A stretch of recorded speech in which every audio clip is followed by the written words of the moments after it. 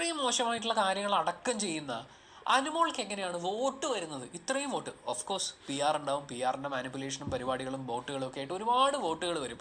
പക്ഷേ ഈ വോട്ടുകളൊക്കെ വരുമ്പോഴും ഇതെങ്ങനെ പ്രേക്ഷകർ എങ്ങനെ ഇത് അക്സെപ്റ്റ് ചെയ്യുന്നു എന്നുള്ള ചോദ്യത്തിന് നമുക്കൊരു ഉത്തരം കിട്ടുന്നത് അവിടുന്ന് ഒരാഴ്ചയും കൂടി കഴിഞ്ഞിട്ടാണ്.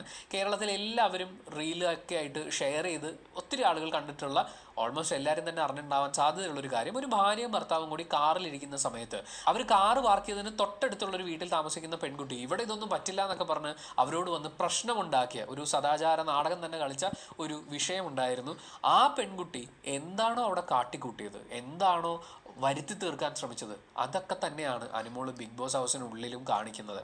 പുറത്ത് ആ സദാചാര ആക്ടിന് എന്ത് സപ്പോർട്ട് കിട്ടിയോ അതൊക്കെ തന്നെയാണ് അകത്ത് അനുമോൾക്ക് സപ്പോർട്ടിൻ്റെ ഭാഗമായി കിട്ടുന്നത്. നമ്മൾ പലപ്പോഴും ചോദിക്കാറുള്ളതാണ്, ഈ ബിഗ് ബോസ് ഹൗസിൽ എന്ത് പ്രൈവസിയാണുള്ളത്? കാരണം എല്ലാം ക്യാമറയിലല്ലേ, അവർക്കൊരു രഹസ്യം പോലും പറയാൻ പറ്റുന്നില്ലല്ലോ എന്ന്.